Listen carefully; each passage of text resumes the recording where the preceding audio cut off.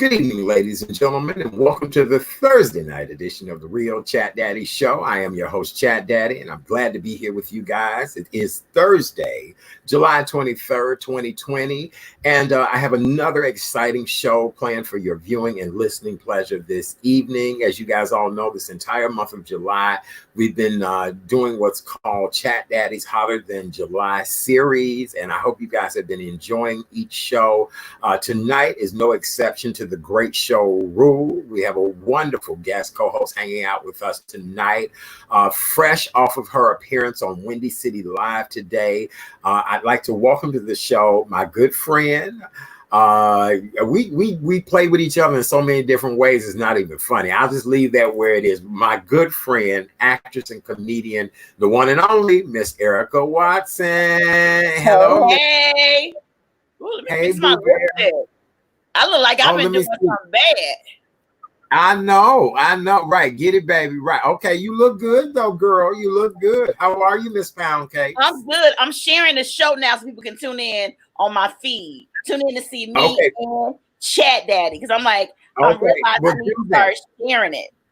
Okay, so let me explain to everybody. Do as Erica is doing. If you guys could go to whatever page you're watching this on, hit the share button, hit a watch party button, and just share this with other people. The more people who come into the show, the better the show will become.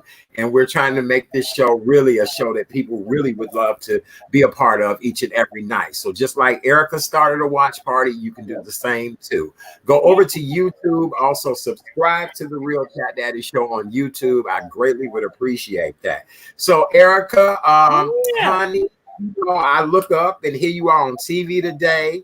And you and I this week have been talking about all of the things that have been going on here in Chicago as far as the crime and how we've been making national news, and they want to send the National Guard, well, not the National Guard, but the feds in.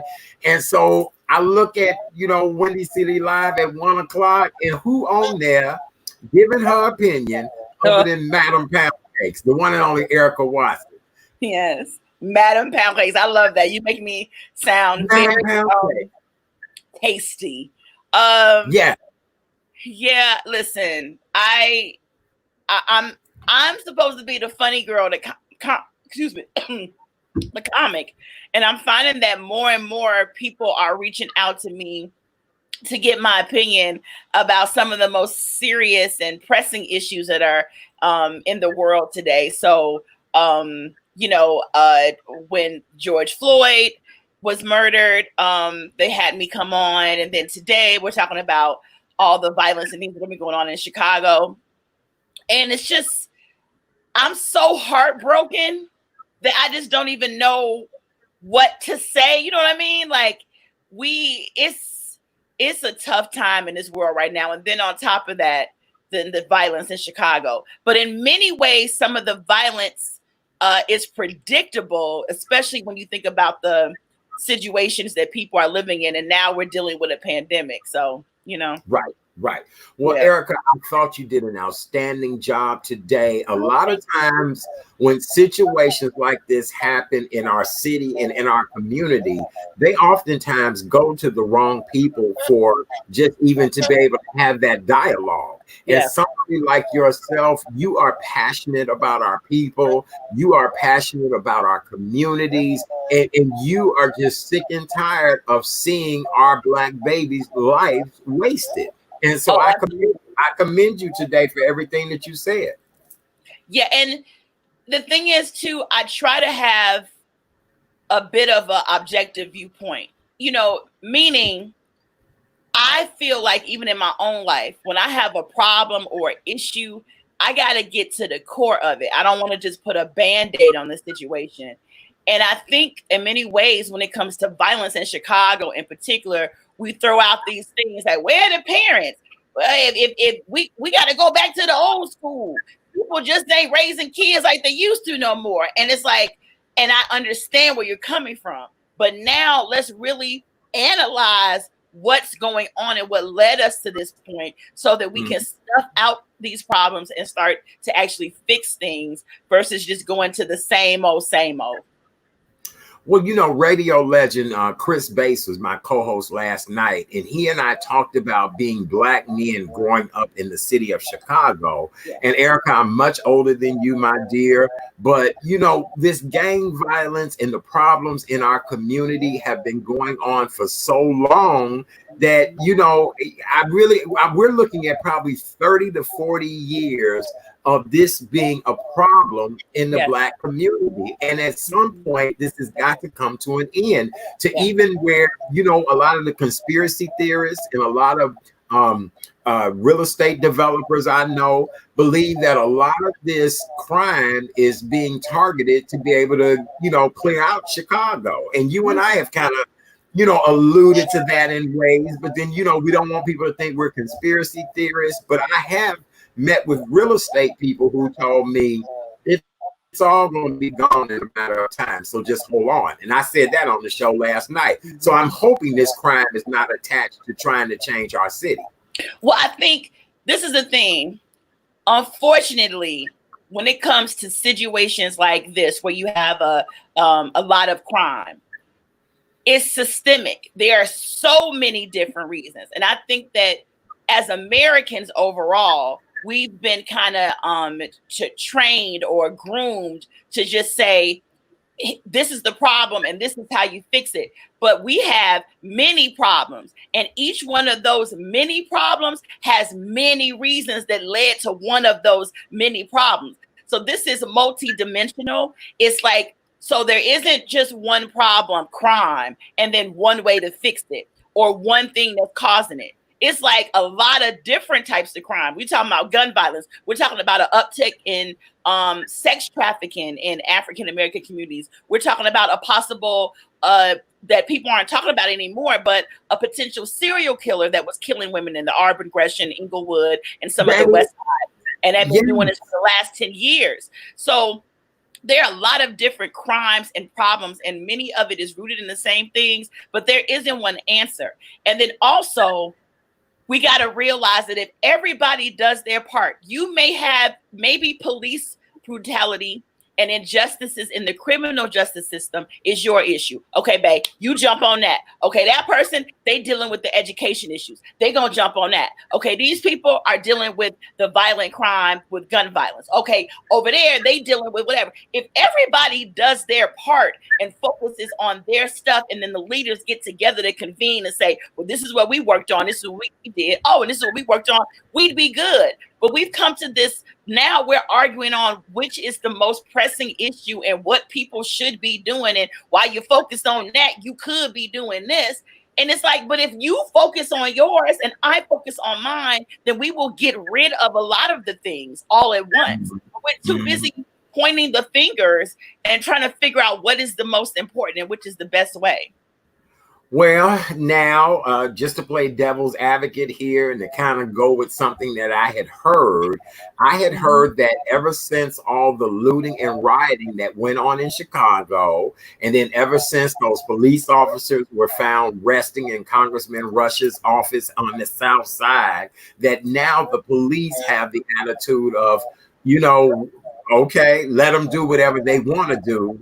Everybody's kind of mad and upset that, the funeral that got shot up in the Auburn Gresham area, that, police were told that it, would be a shootout or a shoot up or however they reference that, Right. that police cars were there, because we did see in the official film at point 21 in that clip, a police car go past. But I've been told, and again, nothing against the police, I love them, and I stand for my brothers and sisters in blue. But I was told they're at the point now, do we really give a damn? Let these MFs do what they need to do in this city. And that's, kind of what was said to me. Well, you know what? If there are any police officers that feel that way, their empathy their lack of empathy and wanting to be involved in communities was already there before any of these things started happening. This maybe just gave them their excuse and an out. I do believe that the police officers that really do care about their communities and care mainly because they live in the communities and they also have family that do. I think those officers are still trying to do their best to make things happen, but they also, in many ways, I can see them having a lack of morale just overall because of the things that are going on in the world. You got to remember the pandemic is affecting police officers and their lives as well. They've got sick family members. They come and work shifts or double shifts and then still have to go home and possibly bring things back to their families. So I think we got to think about everybody right now. Morale is low. And if we're not rooting for and boosting up the police officers that do care, is very easy for people to just kind of sit back and just feel like a woe is me. Because I think, but this is the thing. Your job is to protect and serve. And if us saying you need to treat a particular demographic and part of the population with the same respect that you treat others, and on top of that, try not to kill them while you arresting them for a little bag of weed or a traffic stop. Just try not to kill them. If that request makes you say, "Oh, fuck them," then I ain't gonna do nothing. I'm just gonna sit back. Then you need to be stripped of your privileges and have no right to be protecting and serving any community.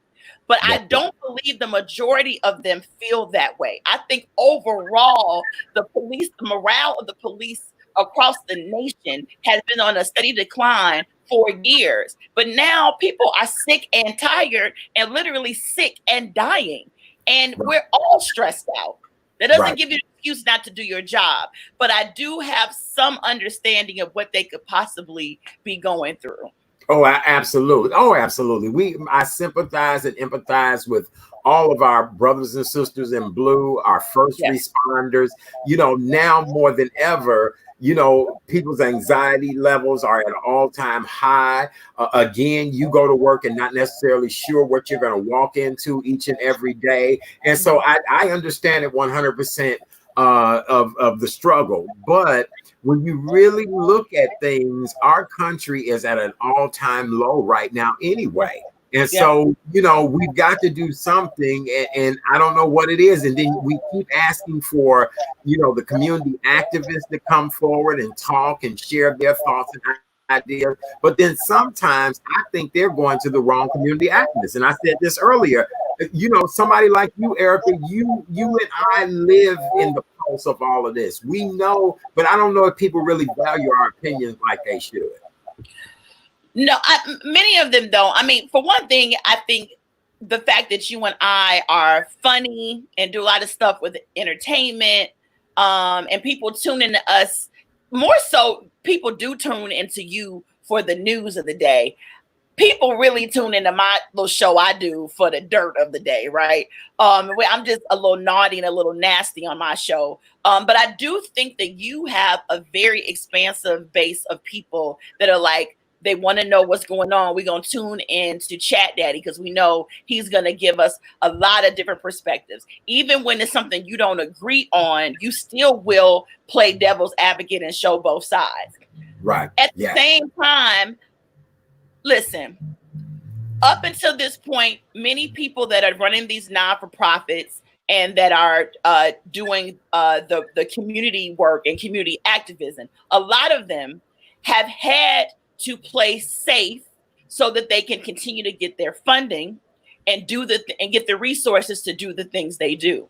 And we love our Black activists, especially in Chicago, to have a certain look about them, to be nice, to play by the rules. A renegade that's coming in and gonna light fires, we shy away from those kind of people. So we've built a community where our community activism is very safe in many ways in Chicago. We don't want to ruffle feathers. We ain't really had too many swinging and coming with it that are actually well educated on the issues, can speak very well about them, and also about solving problems. There are some, but many of them are just a cookie cutter version of what an activist is. Like if there's a build a activist box, like a Build-A-Bear store, it's like, they got all the magical parts that make it look like they're doing something. They have enough youth involved to make it look like they're making an impact. But real community activism, some of them are so spitfire, they're not going to get booked on the local channel news Right. station because Yeah. they're too on fire and they Yeah. really about that life. Right. With Right. that being said, now that there's a shift and a change, people are tired of these old watered down ass politics and these watered down activists that on the surface look like they're doing so much for the community, but behind the scenes, everybody talks about how it's just another hustle for them. Right. And so I'm not here to I will let the audience decipher who that is and who that isn't. It isn't up for me to point fingers right now and say who is or isn't doing, because I really don't know the inner workings of a lot of these activist organizations. I will say there is a chosen select few that, baby, their hands are getting dirty, the work is getting done, and they are out here making significant change and doing the work. But you may not see them get booked on your local friendly evening news because they don't fit the prototype. That's right. That's right. You're absolutely right about that. All right. Well, with that being said, we're going to continue on with tonight's show. I just love and adore Erica Watson. She's our guest co-host this evening. It's Chat Daddy's Hotter Than July series, and we're talking about some of the top issues that affect not only you, your family, your community, your city, and the world as a whole. And so tonight, coming up on the show later, attorney Maria M. The Barlow Law Firm is her group. And tonight she'll be talking to us about conceal.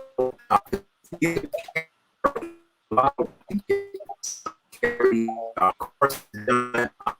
You have some legal rights and things that you need to know. She'll be here tonight to answer all of those questions, and we should have a good time.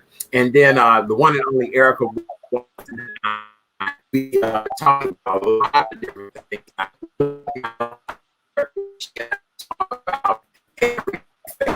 It makes me excited in many different ways. Erica, I need to give the latest COVID-19 update numbers. Today, the state of Illinois announced that we have 1,624 new known COVID-19 cases. This is the highest number of infections in nearly 2 months. Illinois health officials on Thursday also announced that we had an additional 20 fatalities, and which now brings our state death total to 7,367 people that have passed away. So now, Erica, this is the highest daily total number of new cases since Memorial Day. Isn't that something? How are you feeling about all this COVID stuff right now? You know, first of all, I believe in God. I do trust in God. I have to admit, though, the human in me gets very nervous and scared about all that's going on. I don't want any of us to get sick. I've been quarantining and social distancing and self-quarantining hardcore. Even my mama came over here to see me today, and she ain't getting in this house, okay? She got to stay 6 feet away outside. And it's been really tough because I'm so nervous myself. I have diabetes. So what I've been doing, starting this week, I got my little Fitbit thing that my brother bought for me as a gift like 3 years ago. I ain't never really used it. So I started using it. I've been walking. I've been really trying to boost my immune system. I'm taking elderberry syrup, echinacea, vitamin C, zinc, vitamin D, and not the vitamin D I really want. You know what I'm saying? I was going to cut you off and say, now, are you getting any blueberry juice in there? But I guess that is the vitamin D too. So no blueberry juice in there? No blueberry juice. I would love some blueberry juice. I know we both love blueberry juice. Nasty. You so nasty. But yeah, because of that, I was like, Erica, look, we know that a large majority of the people that are getting this and dying from it have other symptoms, have other health issues, comorbidities or whatever. So I'm like, this diabetes, it's time for it to go. It's been time for it to go. I got diagnosed about 3 years ago. And so Yeah. it's been time, but I'm on it because it's not good for those of us that have other pre-existing conditions. Yes. And so it makes me very nervous. And I'm like thinking about blueberry juice in particular. When will I be able to get out and have a date again? How long is this going to last, and how is it really going to be affecting people's dating and love lives? Even that is a legitimate concern. Well, you know what, Erica, we've been talking about that on this show, and I've said many times that a few of us do miss the good old fashioned booty call every now and then. But unfortunately, I won't be going back to booty calls until the governor gets on TV and said we in stage 6, and stage 6 allows for booty calls again. A lot of people don't realize that, but stage 6 is when you can have a booty call again. So we'll probably never get to stage 6 because we can barely stay in stage 4 right now. So really? and look, anytime the president on TV now talking, he worried, he concerned, and a lot of things may be happening quickly. That lets me know that this virus is getting ready to hit us hard again, and that's why these numbers are climbing. Yeah. And listen, anybody watching this, I even have friends that in my life that are like, it's being exaggerated. The numbers are not really what they're saying. If you go in for a stomp toe and die, if you go in for an earache and die, they're calling it COVID. And I'm like, bitch, who's ever died of an earache? You might have went in with your ear hurting, but you had some other. Sorry, No, I love it. I love it. No, you didn't, honey. You ain't offended nobody. I love it. Who done died of an earache? Right. Oh, people go in there for their elbow hurting or their foot fell asleep and they saying it's COVID. Listen, if that may be the case, that they're just lying. Just the fact that taking small precautions could possibly save the life of a fellow human being, why not just do it? Like, I really don't get it. I don't understand. And we as Americans in particular, we are very spoiled. We are spoiled brats, and we just want things our way. It's like, come on, what does it hurt you to just really to unless you have to go to work, just self-quarantining? Why not do it? Yeah, I'm with you on that. They've been in the last 2 days that they now added obesity to the list of people who are most susceptible to contracting COVID. But now, I told you I've had 8 friends to die this year, and none of them died from COVID. They actually, died of other things. But then here's my hesitation is that if I go to the doctor just to even have blood work done or whatever, and I sneeze or whatever, I'd be scared they tell me I have COVID. I just hope it's not, that they send me home and I quarantine or whatever, not that it manifests into I now need a ventilator and all that. Because, the stories I'm seeing about people is just horrible. Is my sound still distorted to you guys? Is it distorted, Erica? You sound better now. It was for a minute. Okay, I don't know what's going on. It's the world of internet and Wi-Fi. Thank you guys for letting me know. But I'm really concerned and worried about this situation and health issue. But yes, now obesity has been added to the list, saying that you can catch the coronavirus quicker now. Well, ultimately, I had a feeling that may be because we already know that some of the pre-existing conditions, diabetes and heart issues and stuff, many times that may go hand in hand with weight issues.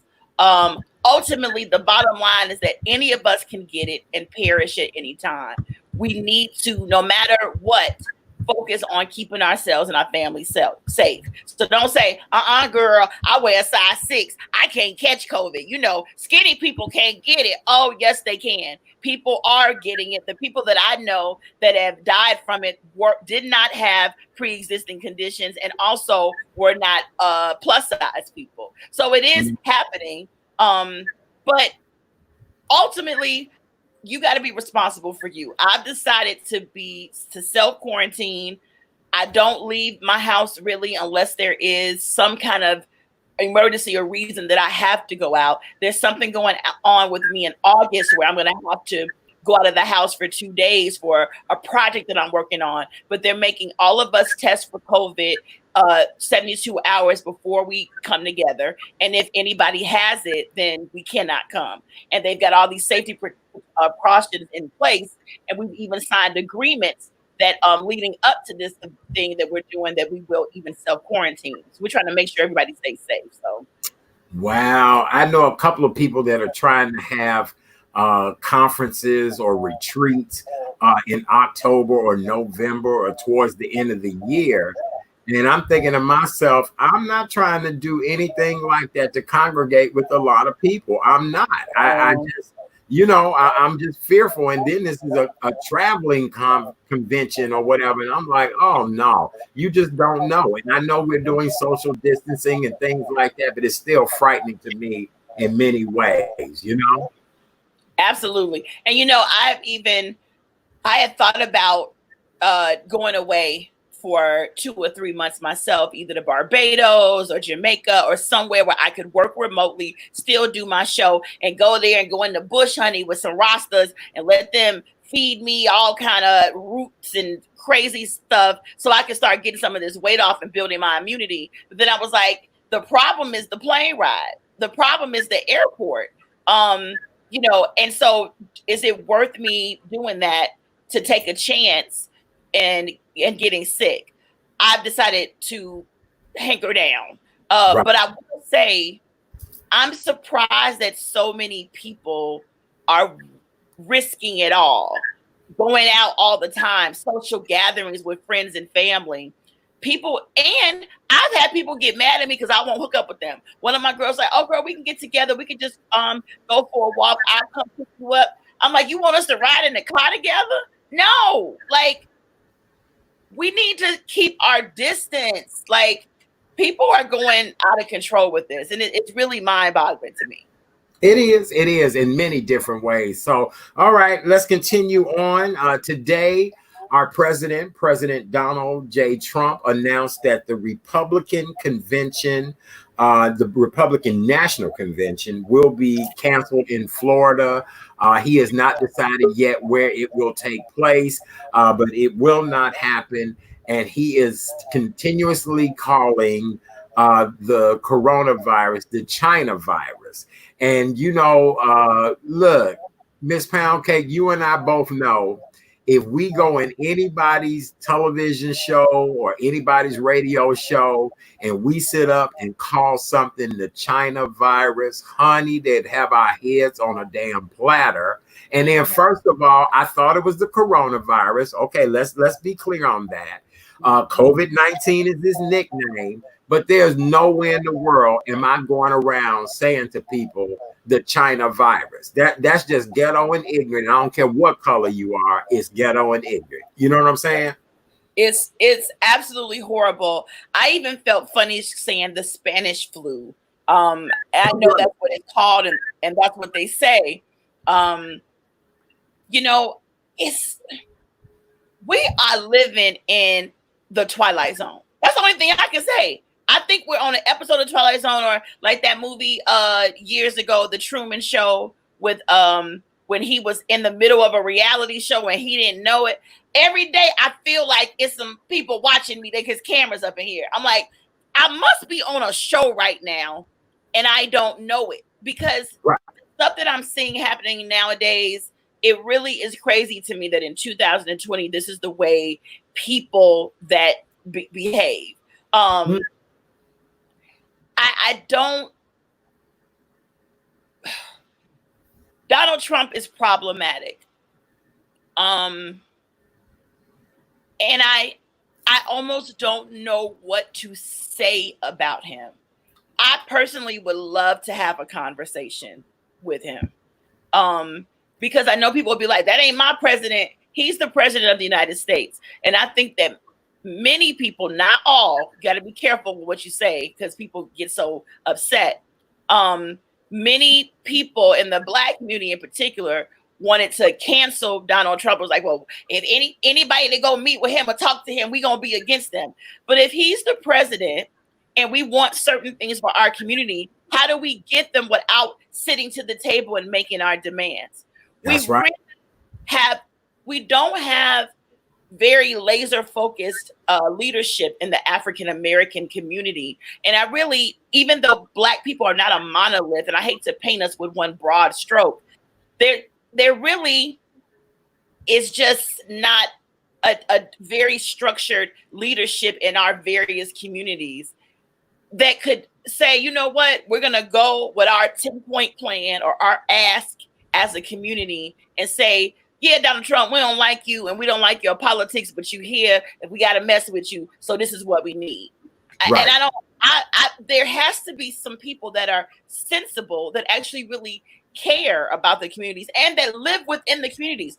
We keep electing these people that have no understanding of the neighborhoods that need the help. Right. It's like we have the high echelon talented 10th speaking for the least of us, and least not meaning not worthy, just the people that are suffering the most in our communities. They don't have a voice. And then the people that go and speak for them are people that don't even go visit those communities. Like I said on Windy City Live earlier today, if you ain't been on 79th Street ever, I don't want to hear your opinion on what could or shouldn't be done. That's right. You know, Erica, real quick before we have to run to our next guest, when I used to work in community service, what I learned quickly, and it became a turn off to me, and you and I can talk about this at the 8 o'clock hour, is that, you know, a lot of these elitists and high echelon folks feel as if they donate a coat at Christmas or donate a box of canned goods or a turkey or to get the kids some toys, you doing something. No, you actually creating a whole group of people that expect you to do that every year and give them whatever. And that's something that they don't have to worry about when these people need continuous help 24 hours a day, 7 days a week. And anybody can go out and buy a coat nowadays. You get what I'm saying? Even Walmart sell high-end winter coats now. You get what I'm saying? An affordable price. So, I think that your benevolence needs to be so much more deeper than a food drive, than a coat drive, than a toy drive. It needs to be roll up your damn sleeves and help your damn people. And that's the way I look at it. That's my thought. Yes. Oh, you're absolutely right. And my thing is, fine, if being benevolent in that way is within your wheelhouse and that's all you know how to do, that's fine. But we need some people that can step up, that really can make impact and change. And a lot of that is not going to happen without being in communication with the people that are suffering the most in these communities. And see, now you got people concerned on the other side of town. You know, Chicago is the tale of two cities. And that other city, that first city here in Chicago, is now being affected because there are carjackings on Roosevelt. There's shootings in Streeterville here or there. And COVID is everywhere. They wanted to try to make it the Black disease, and we're suffering a lot more than other people. But even major celebrities are quarantining because they know they can get it, and many of them have. Yes. So now that we're on an even playing field, this thing with COVID kind of knocked everybody down to say, we are all in this together. And what happens to the least of us will affect even the top of us if we don't fix the problems. I think this generation, a lot of their violence is within their community. I don't say Black on Black crime. It is any intercommunal violence, because every community has their violence and commits it against the others that look like them in their community. Black people don't do it any more than any other race of people. But when you're dealing with this inner community violence, it's like now some of this inner community violence is slipping out to other communities, and they are like, or it gets too crazy, we gotta chomp down. And back to your point earlier about the gentrification and stuff like that.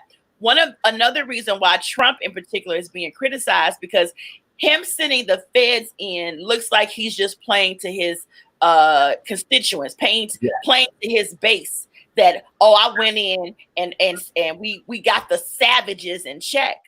it's not necessarily thought to be coming from a real sense of empathy. Like, man, we got a community out of control. Let's help them. It's more so like, I know if I can rah and talk a good game, I will get reelected. And one of the ways I'll get reelected is by saying, see, I had to go into Chicago and get them together.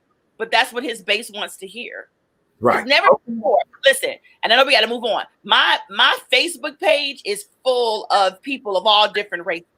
Right. And I have a lot of conservative people that I'm cool with, but never before have I seen so many middle-aged white men upset about a shooting on 79th and Halsted.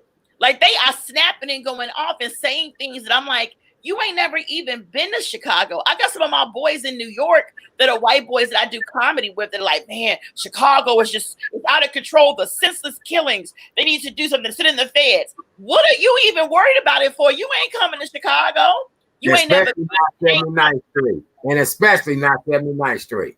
Especially not. So I think there's so many undertones in this conversation that people won't come out and say. But a lot of this is, once again, villain.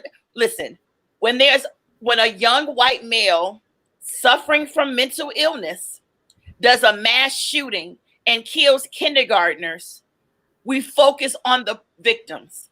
Yeah. But when a mass shooter shoots on 79th and Halsted, they're all savages. They're all thugs. And there's no empathy for even the people that were victims of the crimes. And it's I do.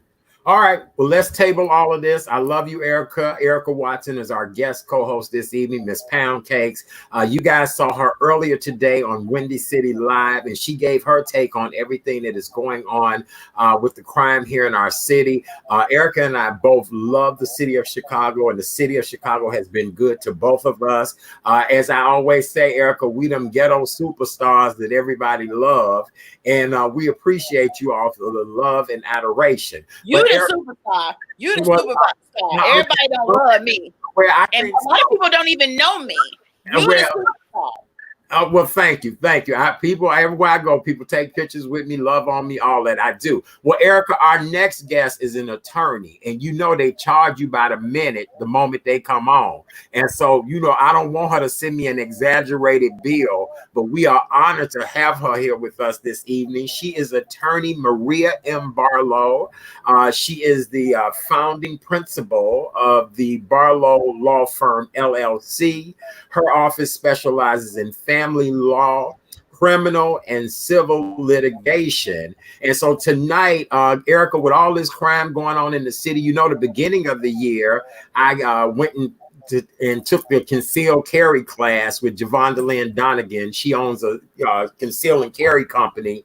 And I was all good, girl, until she said, well, you got to be careful about how the person fall if you shoot them. And I said, well, damn, I might get caught up. I said, so I don't know. Let me back away from this. So to help us to understand tonight whether or not Erica and I can shoot this person once we get our conceal and carry, to help us to understand this, please welcome to the show, attorney Maria M. Barlow. Hello, attorney. Hi. How are you? I'm good. Hi. Good. How you doing tonight? I'm good. You guys have to bear with me. I got a dog and she's making me play catch whenever she. Honey, that's okay. We're a family show. Erica waiting on food to be delivered, so she might get up. I'm about to go get it. Right, girl. She might get up, go open the door, all of that. Attorney, I'm just so glad to have you here with us this evening. Tell everybody a little bit about yourself, how you got into law, and then let's get into our topic. Okay, so yeah, I'm a sole practitioner. I'm from Chicago. I started my law firm because I knew I didn't want to work for anybody else. I've always wanted to be an attorney my entire life. I have a lot of older brothers, and growing up, they got kind of harassed. So I knew I wanted to be a voice for people that could not be a voice for themselves, help people that could not help themselves. And I started, and I kind of practice in areas that I have a passion for. So that's kind of how I got involved in conceal carry. I started to conceal and carry, and I know there are a lot of rules around it that people fail to realize. And most people that are going to conceal and carry, they are law-abiding citizens, but that doesn't mean they know all of their rights. So it's important that they know those rights. And I try to help anybody that I can with conceal carry. Very good. Well, attorney, we are honored to have you here this evening. And as I said before, I've gone through the process of, getting my conceal and carry. But again, our wonderful instructor, Devonda Lynn Dunnigan, has said, like, listen, you got to be careful, because depending on how that person, falls, if they fall in your house, if they fall face down outside, so I want you to explain to us what's involved in the shooting. A person has entered into my place and I have now shot them because I do have my conceal and carry. What is the ramifications of just that action right there? So I tell people like this: when you're going to shoot somebody, make sure that that's your last resort. In your home, you don't know what that person is armed with. So for me, if you break into my home, I'm definitely going to shoot you. If I shoot you, I'm shooting you to kill you. Because I don't know what your goals are. I don't know what your angles are. I don't know why you're here.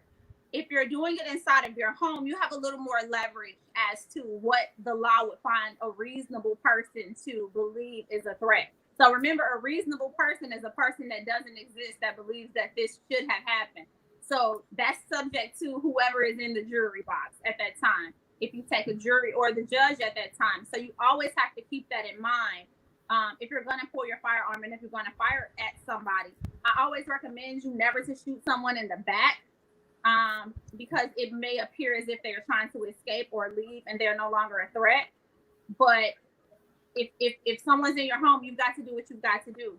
But if you can't see them, they may get shot in the back. Who knows? Erica. Woo! Honey, did you hear what she said? You know what I'm saying? Right.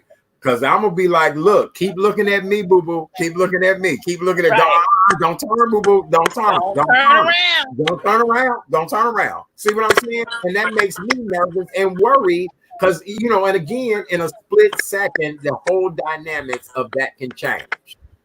So now, attorney, go ahead. Don't, but you know what? The thing is, it is a split second decision. So you got to remember something. And I said, this is one of the things that I tell people. You have trained police officers that wait, 13 seconds to shoot somebody 6 times. So reasonableness, again, is very widespread. But remember, you can't be chasing anybody down the street and shooting at them either, because that's not reasonable. They're no longer a threat. But in your home, if somebody is in my home, I have no idea what they're doing there. They're not invited. I'm going to take my chance with the reasonableness. If I'm charged, because remember, every shooting doesn't lead to a charge. Now, 95% chance you'll go into the station, but that doesn't mean you'll be charged. Okay, so now, attorney, I'm that person that they probably gonna take me to the station. They probably gonna do it, and so if they gonna take me now. They gonna take me just to show me something. You know what I'm saying? So if I am that person, they end up taking to the station. What am I to do? I remember watching what is it, like one of them cop shows. I have the right to remain silent. I have a right. So what are my rules, attorney? So if you find yourself involved in a shooting, you want to do a couple of things. Of course, you want to call the police. You want to, I highly recommend, if you are going to conceal carry, you get insurance. Reason being, you're going to be taken into the station. You've shot someone. You're going to be taken in for questioning. They have to ascertain whether or not it was legal for you and justifiable. They have to ascertain that you had your concealed carry license. They have to ascertain whether or not it was valid. They have to ascertain whether or not you had a legal gun. So remember, you're going to be taken into the station. That's an absolute must. So you want to have an attorney that's there, because trust me, you're not going to be in your right mind. So you want to call the police, you want to call your insurance provider, and you want to call your attorney. If you don't get the insurance, you better have money to pay an attorney to be at that station for you. Absolutely. And when you get there, the best thing you can do is, before you get there, the best thing you can do is shut up. That's the best thing you can do. Erica, did you hear what she said, boo? Yes. Did you hear what she said? Because Erica, look. Huh? Go ahead. Girl, me and you gonna go in there neck rolling and finger popping and Right. talking about, look, I was at home watching TV and I had to pop a cap in this sucker for It coming in is, my house. right. So you see what I'm saying? She right. Shut your damn mouth is the key to it. So Any if you questions? go in there and do that, y'all gonna be charged. Right. Okay. Erica, And you got a you know question for what? the attorney? I see so many attorneys now, especially African American attorneys, that are being vocal on social media and stressing that be quiet, shut your mouth, don't say anything. And I'm happy that that kind of message is coming out there because, of course, they're going to do their best to coerce something from you, and you have to know that you just have to be quiet. Yeah, and people have to keep in mind, concealed carry license is not a license to shoot. It's not a license to kill. You have to keep that in mind. So that doesn't mean every shooting is justified. It doesn't mean you have free reign to go shoot whoever, whenever, however. So of course you want to be quiet because you don't know if your shooting falls within the justified category or falls within the illegal category. So guess what? Just shut up. Let me get there. Let my staff, let somebody from my office get there, another attorney, so we can make an assessment to decide whether or not you give a statement. You know what? I have a question though. It seems as though many times we hear over and over again in the media with stories where somebody that is an African American law abiding citizen does shoot in self defense and may get charged and maybe serve time. But then you have these shootings by white people against black people, same situation, and they're not. It just seems like the justice system is not even set up to be fair, even for those of us that are African American and law abiding. So don't even get me on my soapbox about jury duty. Okay, guess what? Who you think on the jury? Yeah. So remember that when you black and you're a defendant, you look just like the victim. So you also look just like the people that were on the news last night. So you don't get that same level of understanding. You just said it a little while ago. We don't get compassion on 79th Street. So remember, you've got to think twice before you shoot. You've got to take that into consideration before you shoot. And we have to start showing up at jury duty. Guess what? They're never ever going to pick me for a jury, but I always go to jury duty. Here's why. I am a strike. You have to have a reason to strike me. But if I run with 65 other African Americans show up, that jury pool will be very diverse. And that becomes important because guess what? You might have been on 79th. You may understand how 79th Street works. If you've only heard of 79th on the news, your ideas about it may be different. What you find to be reasonable might be different. So you got to consider that when you go into a situation that you are now in front of a judge or a jury. Where did the judge come from? What's the judge's background? Where do these jurors come from? What's their background? I can tell you if they're all from Evanston and somebody's on 79, it probably ain't gonna work out well. Right, because all they've ever heard about is Inglewood, 79th Street, the low end, whatever the case may be. And the South Side. The South Side. The South Side, just period. Right. And that really drives me crazy because I want to know, when did that kind of reputation for the South Side start and come from? When I was growing up in Chicago in the 70s and 80s, the South Side, Peel Hill was where the black doctors lived. Chatham was where the black judges lived. These neighborhoods were filled with working class and middle class black families with good government or city jobs. The Jack and Jill membership is on the South Side. Top Teens of America is South Side. I'm trying to figure out, when did the South Side become just a blanket statement of death and people that just destroy their community? Where did that even come from? Because go ahead, attorney. Go right ahead. You might say, "Oh, K-Town." They didn't even say the West Side was bad. It was, "Oh, K-Town," or "Our South, Roseland, Wild Hundreds." But the entire South Side of Chicago, where did that come from? It creates fear. It's designed to create fear about Chicago, about the South Side. It's unfortunate, but it's kind of the way the media spins it. And how do we fight it back? The good thing now with social media, we can make our own news. But the problem is mainstream media is still huge. So it does turn into the South Side or the West Side or downtown without being very specific as to, like you said, Hill Hill, for instance, or Roseland or specific areas. Wow. You know, I think a lot of this was the drug epidemic that took over our neighborhoods. I think that, you know, when they tore down a lot of the projects and that displaced a lot of people, nothing against any of my friends from the project, but that brought people into neighborhoods and the neighborhoods changed quite a bit. And so it's been a decline in the South and West Side for a number of years because really, when you look at the architect in a lot of our areas and the structures, they're really big, beautiful sound structures. But, you know, because of economic downturn or people not being able to keep their properties up, we've lost a lot in our communities. Yeah, when this shooting happened the other day, so many of my friends from LA and New York, other places were calling saying, Eric, I'm calling, check you. You okay? You okay?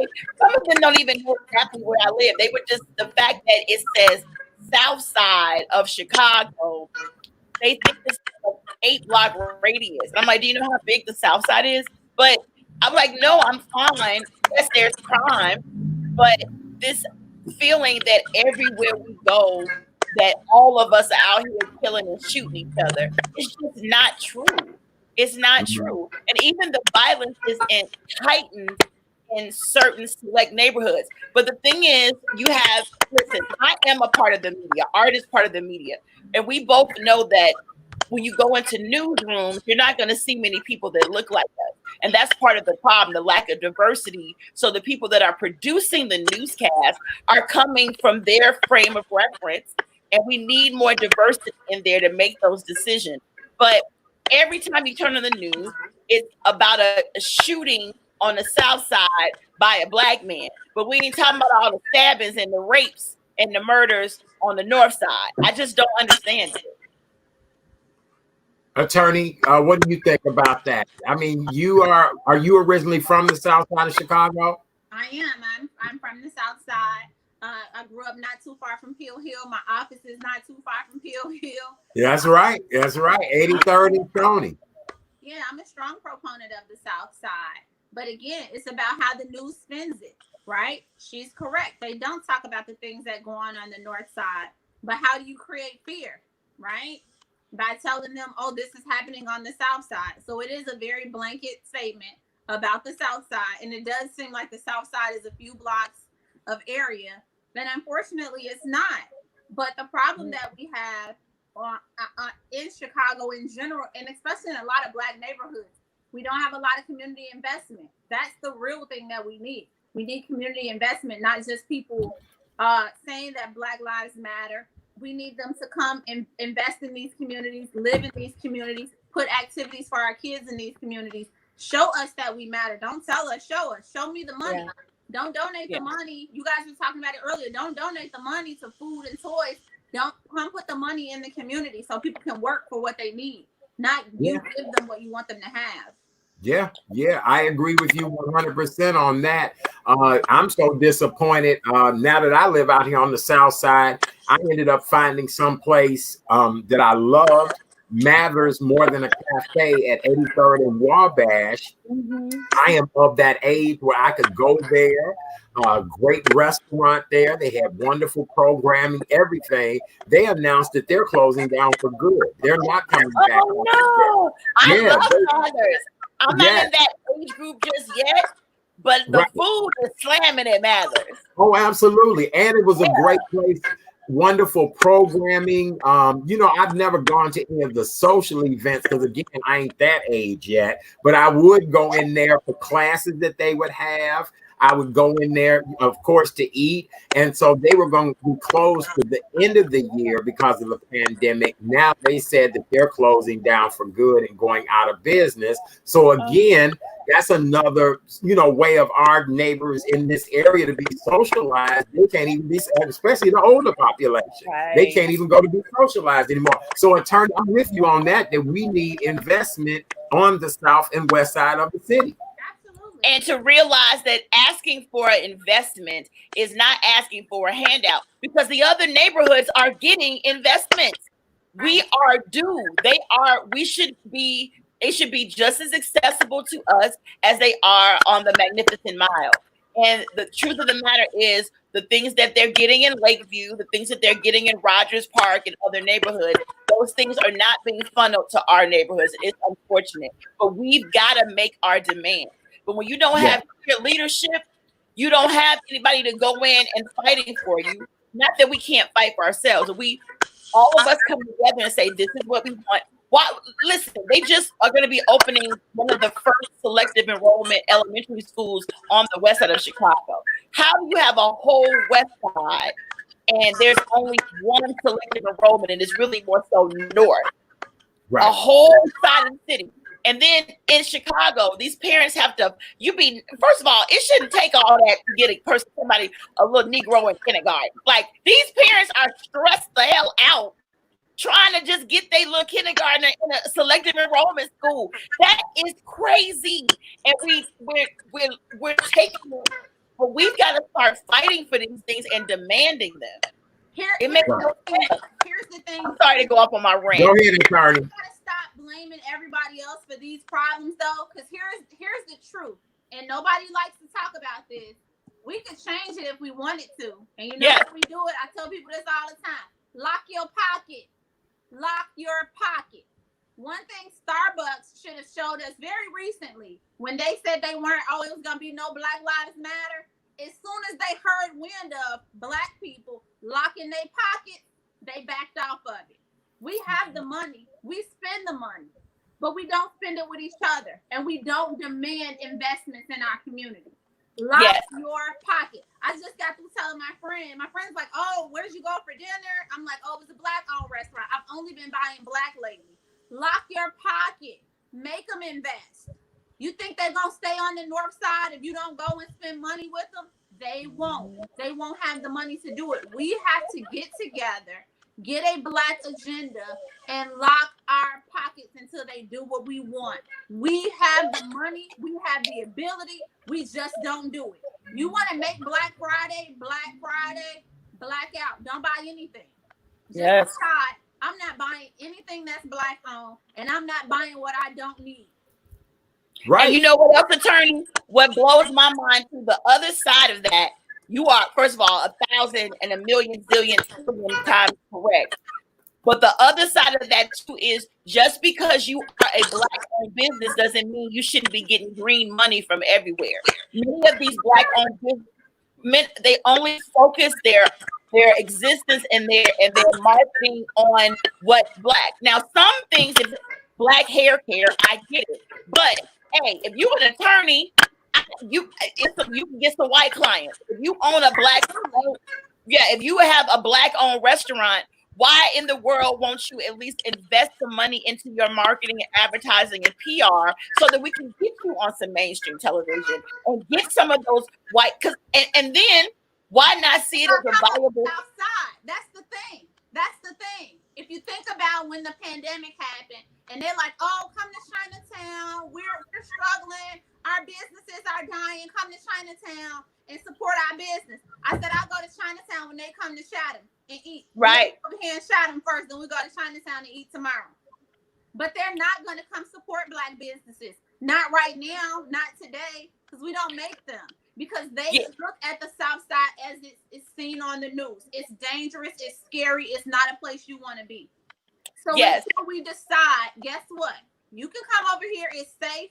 We are here. I'm a Black business owner, and I catch y'all with my colleagues because they're like, "Oh my God, you got to move your office downtown." My clients don't like to go downtown, and I have enough clients now that guess what? If you want me, you better come to 83rd and Stony Island. All right. Or we. Oh, I agree. But I'm not gonna be downtown because I don't want to go downtown. I don't want to pay the park. I don't want to pay $8 for a cup of tea. It's not gonna happen. You gotta come catch me on 83rd and Stony Island. but I'm also not gonna go spend a whole lot of money downtown because I agree. It's I agree. I walk my dog right at Thule Park all the time, or at Jesse Owens Park all the time. You know who see me all the time? My freaking clients.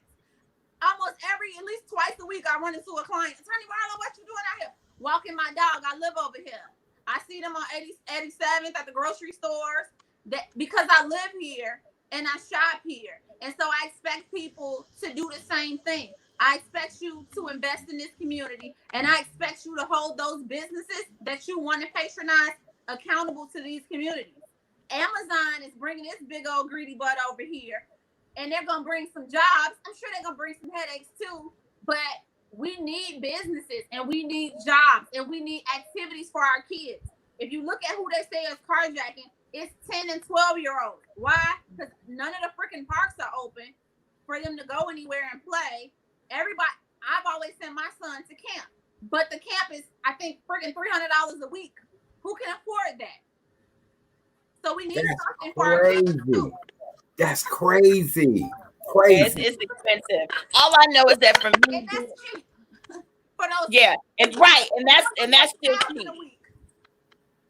It's. I just think you're right. We got some issues, and it's not from one angle. I just know for me, working in media and trying to advise small and Black-owned businesses about the way in which they should go about marketing and promoting themselves and doing advertising. When I even open up to them, hey, I'm going to write a press release and I'm going to get you on, forget even local, let's get you a nice human interest story on a CNN or MSNBC. They look at me like, what? I just want to be in the local Black paper on the South Side. But we are trying, depending on what your business is, if we're trying to expand your scope, you've got to think outside of the box. Not every business. Some businesses are by Black people for Black people.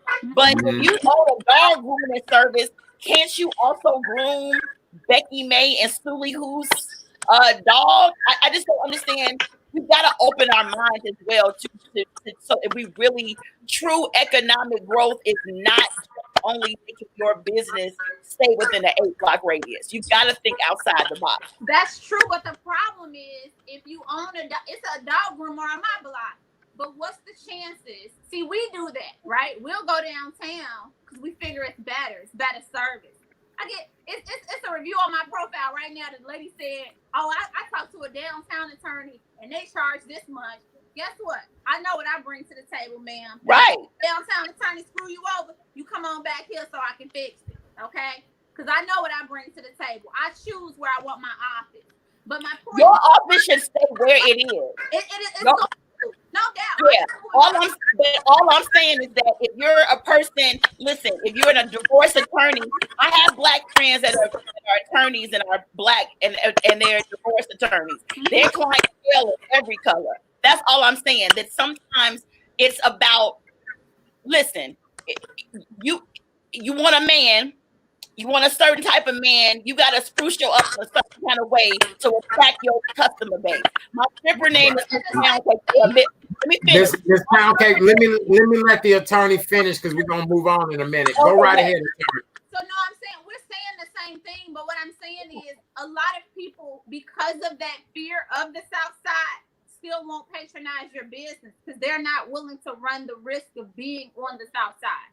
Well, some businesses aren't just brick and mortar. Some of the businesses I'm talking about don't have office space, period. They may even be in group working spaces. I know for me, doing the PR that I do, I'm right in Auburn Gresham, and my PR clients are every race that you can think of. They're all over the city. They're even in LA and New York. So I'm just saying that sometimes it's also the mindset and the way you position your business. But it ain't for everybody. Some people say if you're comfortable where you are and that's where you want to be, you should stay where you are. Some people's businesses, you can expand it and have a diverse customer base. Hey, Erica, for some reason, your audio is really bad. People are sending me messages saying bad audio on your end. Attorney, if you could, we appreciate you so much. I'm going to have you back on again as a guest. Do me a favor and give everybody your closing thoughts and how we can best find you and reach you. Okay, absolutely. So, and if you could speak up just a little bit more too, if you could speak up. Sure. So it's attorney Maria Barlow. You can feel free to Google me. My office is at 8348 South Stony Island. And my phone number there is 773-614-7774. Again, that's attorney Maria Barlow, 773-614-7774. We love you. We do. You did an outstanding job. You did. You were great. Erica, anything you want to say in closing to Attorney Barlow? Oh no, I have a deep love and affection for especially Black women that work in the legal field. I majored in poli, so I thought I was going to be an attorney. How I ended up being a comic that wants to be a stripper named Miss Pancakes, I don't know. But I will say that I am very supportive of you, no matter where your office is. We need more Black women like you that are out there working for the people, defending us, and setting us on the right track. And I dare say, I doubt that anybody would deny coming on the South Side for you to be their attorney as brilliant as you are. They'll come. If anything, call me and I'll market you and I'll get you a whole bunch of white clients to come over there. But if you're brilliant, they gonna travel to you, baby. They gonna come. Well, thank You know what? I'm just gonna say this, and she's gorgeous too. I'm gonna add that in there. Right now, look. Not only is she smart, look. You know we always have to build our sisters up. Now, not only is she smart, and not only is she fighting for justice, but she's beautiful as well too. That's a fat daddy blessing. That's how that works. Absolutely. Thank you so very much. I hope to run into you and your dog out soon. And I'm a Southsider, and so definitely will connect with you and have you back on the show again because you really gave a lot of great energy to the show tonight. Thanks again. Thank you. No problem. Thanks for having me. Bye. Good night. Thank you. That was good. Attorney Maria M. Barlow, and she is the head of the Barlow Law Firm located right at 83rd and Stony. We just love and adore her. She did an outstanding job. I'll be back on Monday night with the Monday night edition of the Real Chat Daddy Show. So make sure you guys tune in. We'll continue our Hotter Than July series. My very special guest co-host tonight is my friend of many, many years, actress and comedian Erica Watson, better known as Miss Pound Cake. No, that's with the S. So it's cakes, baby. You just can't be 1 pound. You got to be many pounds, correct? Several pounds of cake. Several pounds of cake, baby. I mean, who wants just a pound of cake? You need to have plethoras of cakes. Am I right? Absolutely. Good. I love you. Your energy is infectious, baby. You get to the root of the issue. And that's what I like about you, Erica. You know what's so funny? And again, you know, I've been knowing you for many years. You are passionate about people. When did you know you were passionate about people? Oh, I think I've always been this way. I do get it from my mom, and I've had friends lately point that out to me. They're like, you know, you're more like your mother than you think you are. Because my mother is she's the mayor of our little community where I grew up. And she basically takes care of everybody. And if you tell her you got a problem, need a job, whatever you need, she always finds a resource for people. She's always been that way. So I got it from her. Listen, I love Black people so much so that I believe in calling us on our stuff when we need to be. It's not just loving. When you have people that love you and are for you, they want the best of you and they want the best from you. And so that's why I always say, I love my people. I love Black people. I love Black Chicago. And because of that, I want to see us excel and do the best thing. And everybody isn't going to always agree with what I say or how I say it, and they don't have to. But the bottom line is, even if you don't agree with me, I still love you. Babies that are out here carjacking, the ones that are killing, it's like, I wish I could grab them up and love on them and hug them and start a process to healing what is broken inside of them, and get them before the killing starts. Like we got to do something. We got to do several things, but I don't have any hate in my heart toward anybody right now. Even a Donald Trump that I think his politics are just outlandish. I don't hate that man. But I just want to see the best for all of us, and however we can get it, I want to see it happen. Right. Yeah, I'm with you. I'm with you 100% on that. I think this global pandemic is the number one reason why we should all look at changing who we are, how we think about things, and just learn to do things, in a way we've never done before. And with that being said, we want to remind everyone that we are still in the midst of a pandemic. We want to remind you to please wear your mask. It's very easy and simple to get you some masks. Also, make sure you are sanitizing and washing your hands every chance you get. Don't forget to social distance. That is very important. And also, do whatever you can to boost your immune system. Vitamins, minerals, eat right, get plenty of rest, whatever it is you need to do to make sure your immune system is at its optimal best, right? All right. Am I right about that? You are Miss? absolutely right. Yes, they loved Attorney Barlow's tips. We did. We loved her to no end. All right. And Well, it Erica. definitely upsets me that somebody would not want to hire an attorney as accomplished as she is purely because of where her address is. And I know that is to be true. I know exactly what she's saying, but that just shows how dumb they are. Because I listen, when I go somewhere, I want the doctor that's going to fix me and help me.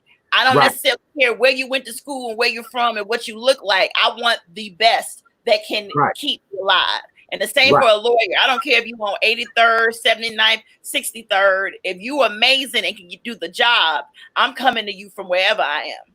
That's right. I agree with you 100%. Well, Erica, no show is complete unless we talk about some relationship things. And so tonight I wanted to talk about a couple of the celebrity relationship stories that are going on. Chicago's very own Kanye Cuckoo West. I'm sorry, I mean Kanye West. Girl, what here now? There's rumors that he and Kim Kardashian could be possibly getting a divorce. I just read before the show started tonight that he is now wanting to tell all of Kim Kardashian's business. Oh, honey, that was the hottest story before I came on the air this evening. And here's the deal: if Kanye is really, dealing with his bipolar disorder, we do not need to make light of that situation because Oh mental no. health issues are nothing to make light of. But I also think that we've allowed him to be out of control way too long. What do you think of the whole Kanye West situation, Miss Pound Cakes? Well, you know what? I think when it comes to mental illness, and especially when it comes to us in the African American community, many times it's overlooked or downplayed or made fun of or just not seen as a viable a thing. So we're always just like, oh, all they need is some prayer, or where's his mama? He needs some good black women in his life. That's Kanye's problem. Where the good black women? And it's like, this Negro is bipolar and he's not taking his meds. That is, you can put all the black women in the world around him. If he does not seek the help that he needs, he's not going to be successful in like dealing with that mental illness. Mm-hmm. Quiet as kept. Listen, in our community, the mental illness is running rapid. Anytime that you're shooting in large crowds, killing people, drive-by shootings, doing whatever you're doing, it's something not there. So we got a lot of different ways in which mental illness are affecting our community. We should be more serious about it. When it comes to Kanye, though, he's also a super rich man who's probably has a lot of yes people around him. And I just everybody that's saying, oh, well, if he just has some black women around, here's some people on my block that's bipolar and got plenty of black women around. They still out here acting crazy. Like, right. Look, I know a lot of bipolar people in great relationships and do it right. So that ain't got nothing to do with it. It's how you manage your situation, And right. And he's I can't wait to taste the sweet taste of being a multimillionaire and just be able to do whatever I want to do, and people can't call me to task. Oh, the victory is sweet, I'm sure. So are the spoils. But listen, Kanye got a lot of people around him that are probably not going to hold him to task on what's wrong with him, and it really is something he's going to have to take the initiative for himself to do. I must say though, there are times when I'm like, man, where are his old school friends? Where's his Chicago crew? Where the dudes that was riding with him until he got to a certain level? And then I wonder, like, hey, you know, should Jay-Z maybe give him a call? But sometimes people in their sickness do the things they do and burn bridges. And to protect your own sanity, you've got to stay away from them. So I see why people distance themselves from people that are suffering from, especially when they won't go get help. I had a friend that I loved very much that was bipolar, and I had to pull away from her because it was becoming toxic for me, and she wouldn't go get the help she needed. She finally did, and we have definitely reconciled our relationship, and she's doing great now. Great, wonderful. And it happens. It really happens. People have moments in life. People have a moment of lapse. Grief plays a huge part in people in being bipolar. And so there are a lot of different things. So we do not want to take the mental health piece lightly. We're encouraging anybody that if you feel as if you are stressed out, we're living in very stressful times right now. That extra $600 in unemployment money will be ending this week for a lot of you all that are unemployed. A lot of people just trying to see their doctors is a headache and a problem now. And again, we are in the midst of a global pandemic. So we got to keep serious. That too. Well, what you say, Ms. Pound Cake? I said, yes, it's so serious. And I think that, you know, we've got to show grace to each other because this is something none of us have ever experienced in our lifetime. So even our world leaders and local officials that have the best intention and are doing their best still don't know what to do. We're all playing this by ear. So we got to show each other some grace and just know that we can get through this. We will get through this, but we're going to have to take special care of some folks while we're going through this. And we're going to have to show some compassion and some grace. Yes, I agree with you 100% on that. All right, so let's go back and talk about Kim and Kanye just a bit. When they got married in 2014, Kim Kardashian was worth $50 million. Kanye was worth $30 million. Oh, I can't hear you, Art. You sound messed up again. Can you hear me now? Okay, yes, now I can. You said Kanye was worth what, 30 million? When they got married in 2014. Kim Kardashian West, solely on her own right now, is worth $900 million. So she's actually worth more than the husband, if I'm not mistaken. And if they get divorced, this is going to be a mess. I think this will, if they end up getting divorced, it'll probably destroy Kanye. It'll probably kill him. Because again, he'll be another man that's been emasculated by that family, the man eaters. That's what I call them, the man eaters. Honey, listen. Look, it's so much to unpack. I don't even know where to start. It kind of is like take with whatever you came with and then whatever you made separately on your own and go. But I also think Kim might just be like, what do you want so I can get away from your ass? And you can have it. Get out of my face. I don't know. Because that money, I don't know. You know, I'm used to, I date men with 3-figure salaries, right? So, I mean, I don't know what it's like to date somebody with a 6-figure. All my boyfriends have a 3-figure salary a year. With that being said, I don't know how you divvy up that money. Because if you make $999 a year, we can figure out how to separate that. 900 million? Right. Oh. Right.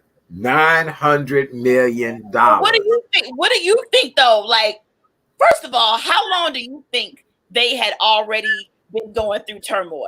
Because this ain't an overnight thing. This has been going on. What do you think? Well, here's the deal. Kim and Kanye, to me, are considered a business. When two famous people like that get together, it's not necessarily about, oh, we so in love and oh, we so get each other. Kim and Kanye, to me, probably got married because it was trendy. Because first of all, this woman had a sex tape that made her famous. Let's be honest right there. So she wasn't the most Christian-like woman when he met her, okay? And so to me, this was all a setup. And he knew what he was doing. He was getting with a wealthy white family. And I just think it is what it is. And he'll probably end up getting alimony out of all of this. And then they got to worry about who'll get custody of the kids. If he is experiencing all those mental issues, she'll end up getting custody of those kids. Yeah, she'll definitely get custody. Grandma, go ahead. Reports are and have always been that Kanye was very much obsessed with Kim Kardashian. He was obsessed with her, and even waited around through several of her other relationships to get his turn. He put his life on hold, on ice, because he was so obsessed with her. She was like his baby doll. He was his muse. And everything you want ain't always what you should get. I don't know. When they first got together, people were upset because he had been with Amber Rose, I believe, right before her. And before that, he had a black girlfriend for many years. There was a gorgeous girl that he had been with. I can't think of her name right now. I know at one time. She was a Delta. Okay. I remember at one time she was one of the stars of a reality show on BET years later. But everyone, I don't know if her name was Ashley or something like that, whatever it was, everyone thought that was going to be the girl that Kanye would probably marry. Obviously, that's not what happened. But everything that glitters ain't gold. And I think, listen, sometimes I'm like, let me get out here and make me a sex tape. Miss Pound Cakes does the South Side and see what I can pull after that. And with every tape you buy, you get a slice of pound cake. Oh, and my sex tape will be on VHS because that just to show how real it is. I'm not at A. So, but I'm like, I don't know how you make a sex tape. Now, is that one of your sex tapes? Well, the funniest thing is I just cleaned the storage out after many years, and it's amazing that the things you find in your storage. And so, no, I'm not necessarily sure if this is my sex tape, but this is a tape that I'm on. So I guess I'll have to find a VHS and figure out if this is my sex tape or not. But you know what? It's sad that you have to do something like make a sex tape to even get any type of credence in this world, in this day and age, other than being, raw, funny talent. Miss Pound Cakes, you should be much further than where you are. I should be much further than where I am. Yes. But this is a world where people pay their way to get to the top versus showing their true gifts and talents. Absolutely. And, all that stuff is fleeting, though, because how you get it is how you lose it. As quickly as it comes, it can go. And also, sometimes when things come a little quickly, you may not cherish it as much. So I'm happy that we are where we are. And at the time that's, because both of us have some good things cooking. It's never too late to get things going. But then I think, a lot of people are judgmental. Like, for instance, the girl that I love her, the rapper Meg Thee Stallion, got shot in the foot supposedly by the singer Tory Lanez, or Lanez, however you say his name. And people are like, how would she even put herself in that predicament? But when I was in 22, 23, I was making a lot of dumb mistakes. And I'm lucky that I did not become a celebrity or a superstar in my 20s, especially in front of the world on social media. I'm happy that I'm 46 now. And I'm glad some things are happening for me now, because I think I'll be able to handle it better. Beautiful. I love it. I really, really do. All right. We're going to continue to move on with our relationship dilemmas or situations.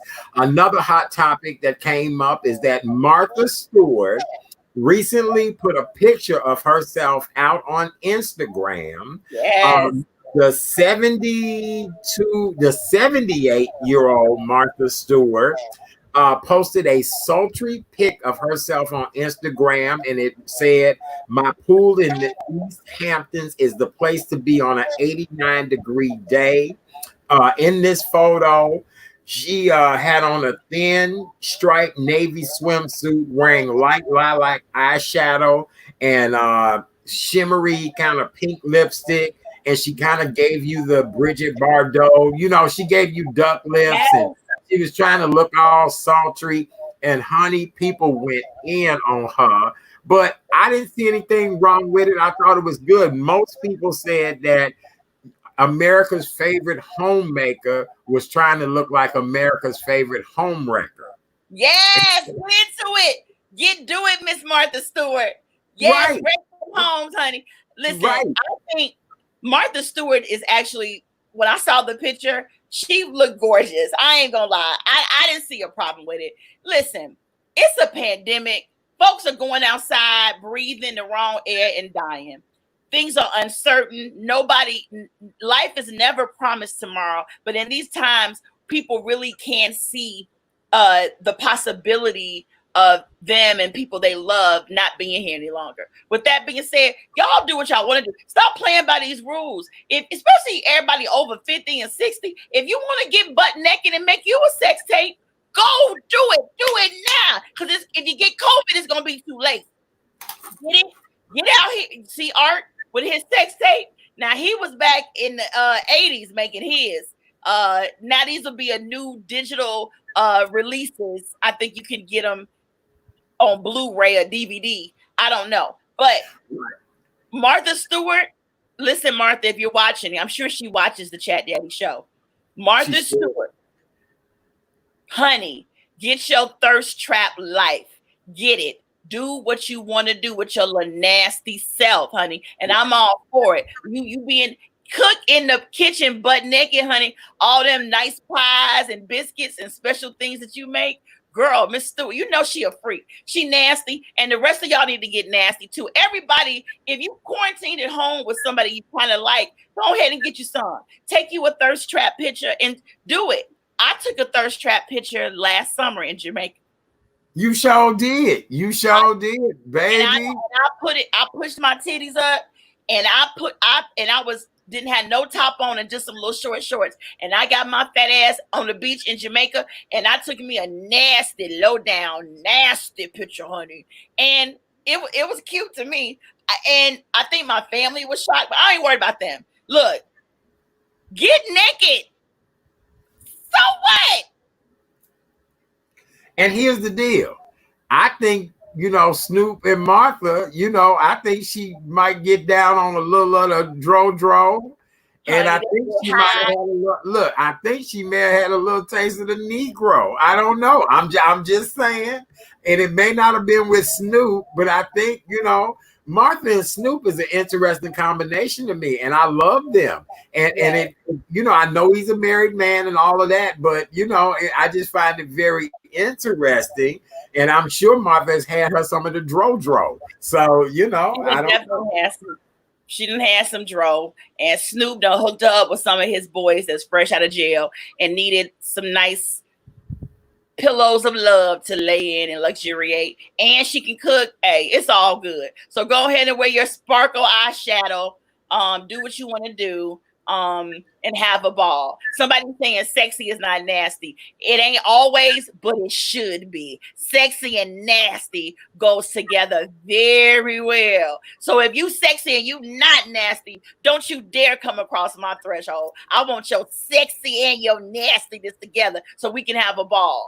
I don't want well put together sexy, not especially when it's time for you to throw down. Come up in here and be sexy and nasty so we can do what we gonna do. It's COVID. Shit, the world is going crazy. I don't need your conservative sexiness. Be nasty, because nasty is a good thing. But now I'm gonna have to check you with your nasty. I told you, ain't no nasty going on until the governor come on TV and say we at stage 6 and say and look, there's not even a stage 6 to be said about. But I'm waiting. I'm gonna save my good. I'm gonna be, put my chastity belt on and keep it on until we in stage 6. Because right now I'd be petrified. No, I definitely think that singles should self-quarantine and also self-love. Hey, you can get nasty with yourself. Run a bubble bath and throw some good smelling exotic oils up in there and have a ball. Like it's But all the dating and stuff, no. But a lot of people that watch your show are couples. You got a lot of couples that follow you. So I appreciate that. I do, but I have as many singles as well too. I do. Yeah. All right. So congratulations, Martha Stewart. Do what you need to do. I'm all about that. That's why I'm growing longer hair and trying to come up with this whole new look and all of that. So I get that. Yeah, no, I keep staying sexy. All right. So let's talk about our last story because we're running behind schedule. Actually, we got 2 more quick stories. You okay on time, darling? Oh yeah. And okay. I've been talking too much. Go ahead. No, you fine, baby. You good. All right. So Eminem, the rapper from Detroit, is stressed out that Mariah Carey will discuss their sex life in her new book.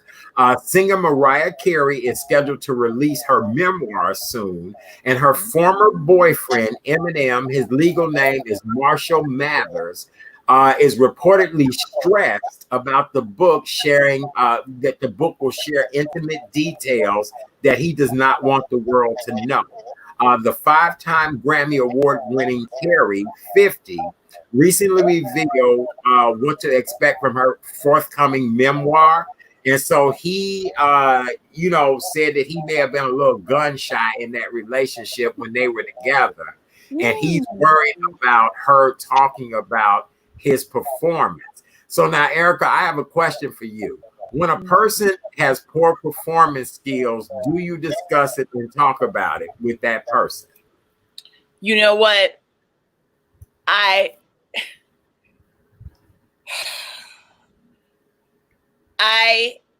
had 2 exes that, their performances were not only were they not Academy Award winning, they probably couldn't even won a BET award or anything of the sort. Now, actually, a BET award, if you win that's more prestigious than an Academy Award winning award. But yeah, and I did one. I told, and his defense was to go out and cheat on me. And I said, all you do is disappointing a whole bunch of other women too. Everybody you cheating on me with is mad. So you might as well just sit down and let, stop. The other guy, not only would the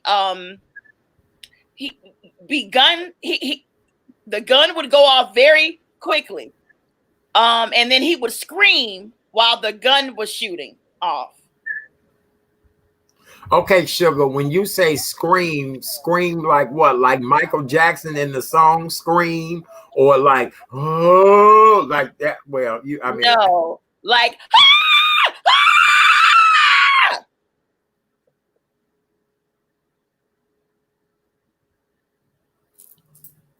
and this was a guy.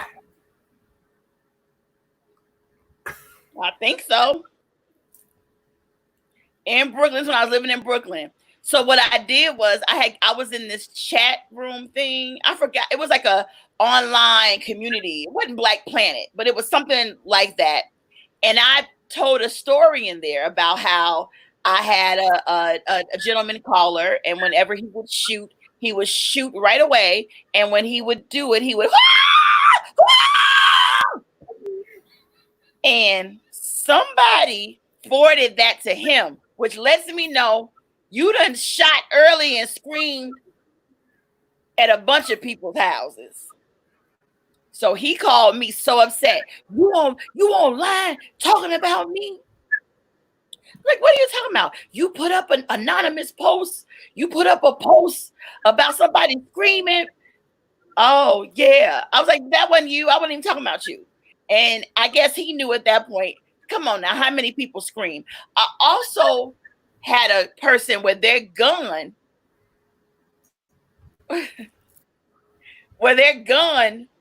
was a mini of a little gun. A little pistola. A little pistola. Yes. Yeah. And so and what had the nerve to be like, psh. I'm like, what you blowing in that pistol for? That pistol didn't do nothing. Fix it, Jesus. Fix now, mind you, everybody watching, I can't show y'all everything. I got a big stomach. I got things about me like to make when I babysit children. Sometimes to make them laugh when they cry and acting stupid. I play my stomach like a drum, and they just crack up. It's the funniest thing. I have things. Hell, I'm cracking up. Huh?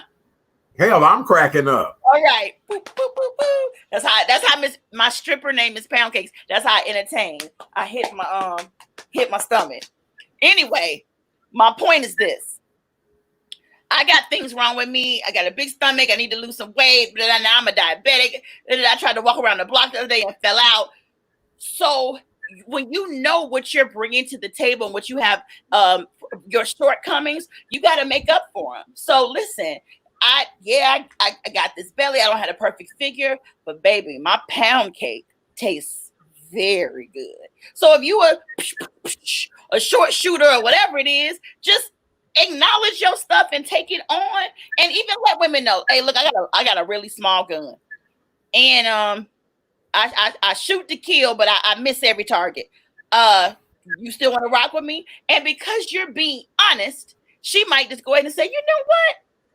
Every now and then I like a little gun. Hey, when we talking about conceal and carry, it's a lot of dudes concealing what they're carrying. Okay. Well, with that being said, I've had a few situations where I've had to, tell people, hey, this is not, working. You're not doing this the way it should be done. So, I did. But then there are some that are willing to learn. Yes. There are some, and then there are others that get offended. And if you get offended, I'm not necessarily interested in, the situation, because really I'm trying to tell you this out of love. I'm really trying to tell you this out of love. All right. And I'm going to make you better for the next person. Yes. So our next situation is a woman in Madison, Wisconsin, found out that her man was cheating. She went to the complex where he lives, and she went to his Chevy Impala. She busted out the windows, threw gasoline in the back of the car. The explosion of the gasoline knocked her out and ended up damaging the car next to his car. And so she has been caught. She's 34-year-old Kelly S. Hines of Madison, Wisconsin. She has been arrested. The tentative charges of arson and criminal damage to a property. And here's the deal. I didn't think that people were still that scorned about finding out somebody cheated on them. Right. When I was younger and my female friends found out that guys was cheating on them, we've gone and put Snickers in the gas tank. We've gone and put sugar in the gas tank. Maybe busted a few windows out, but not to the point that you would throw gasoline in somebody's car. So now, is it that good, or are women that scorned and upset when they found out a man cheats? You know what? See, people always think that something like that happens. Oh, it must have been good. She might have messed around and gave a small shooter a chance who normally wouldn't get it. And then she fell in love. And now this fool got the nerve to take the skills that she equipped him with and his old little gun and going around shooting up the place. And she's like, not today, not today. So yeah, sometimes it can be because it's just so good. But sometimes it's also because you lowered your standards and dealt with this fool. And now you mad at yourself more than anything that you have allowed the fool that you shouldn't even be with to play you. Ultimately, I don't think any of it is ever that good or that bad enough for me to damn near blow myself up. She looked like an extra in that Michael Jackson Pepsi commercial. By the time she got through with that fire, honey, and that on her, next time we see her, she's gonna be wearing a sequins jacket and a silver glove. What's the statute of limitation on telling a story? I need to know. I need to know before before I tell this story, I need to know what the statute of limitations Please tell it. on the Please story. tell Okay. it. So I'm just gonna say this. Somebody I know close to me had a Camaro back in the day, a Charlie's Angel Camaro. I'm serious. Loved the Charlie's Angels. Ended up getting a Charlie's Angel Camaro. Right? Was dating somebody, and the person was on the dance floor, hugged up and kissing with somebody, and this person I know was pulling in the lot of the club, and the club had this big old glass window, and the dance floor was in front of the glass window. And somehow this person did not hit the brake, but hit the accelerator, and the Camaro ended up on the dance floor with these two people. What's the statute of limitation on telling a story like this so I can tell that person? But again, that was back, when they was in their 20s. Now. And they are you with they in their 50s. Look, they're in their 50s trying to get in a nursing home now. So what? So Erica, right? Wait, were you there? Is all I want to know. Girl, I saw the whole thing when it happened. That's all I'm gonna say. I saw the whole thing when it happened. That's all I can say about that. Now, yeah, I mean, there were a few cuts and bruises, but I saw the whole thing when it happened. I just, Wait a minute, wait. What did the people on the dance floor do when they saw this damn Charlie's Angels Camaro coming full force? They ran and, ducked for cover and all of that, and the car was, pulled out the club and, all of that. But yes, poor thing. I saw it with my own eyes. I did. Yes. Let me find out you used to own a Camaro. That's all I'm going to say. Let me find out. Again, I just asked, what is the statute of limitation on telling a story? That's why that story was told in third person. That's all I can say about that. That's why that story. Right. That's all I can say about that. That's why that story was told. But I mean, it happens. But the older this person got and the older I got, I learned, listen, that's foolishness. Don't let that happen. You know what I'm saying? Don't let that happen. Wait a minute. Joey wants to know, do they still have the car? No, Joey, they got rid of that car. They had to. It was evidence. Right. Right. It was evidence, Joey. It was. Right. Ooh, Chat Daddy, do you want to be able to, right, as an accessory? Again, what's the statute of telling stories like that? Young and foolish. That's all I'm gonna say. My friend was young and foolish and in love. Yeah, we do dumb things, and like I said many times, the person is not. No one is ever worth you risking jail time or nothing like that. But some of them really ain't worth it. I hate Leslie. I hate Leslie. Look at the emoji she put up there. The two dancing people in the car. Right. I love it, Leslie. That's too funny. Right. Yes. Oh my God, that's hilarious. Look at she out there on the dance floor in her red dress, honey. Yeah, well, that's pretty much how it was when that person drove through that club. Yes. And all I'm going to say is the club was on 80th and Cottage at the time, back in the day. Ooh. You, honey, you wasn't even thought of. You may not have been. I mean, you was a young girl. Well, no, you ain't that far off. But I mean, don't worry. Yeah, was that the 50? Matter of fact, I had a person tell you the story one day in person. I had them tell you the story. I'm still friends with that person. Girl, I'm still friends with that person. I am. I really am. All right. Well, let's see. What else? I just feel bad for that young lady because now she's going to jail. The scorn lover thing is just the worst thing that could ever happen, I don't want to be. I was in one relationship where I did some dumb things and it'll never happen again. They weren't worth it. Ain't nobody worth it. But this was like I had lost my mind even dealing with him in the first place. He was lucky to have a person like me.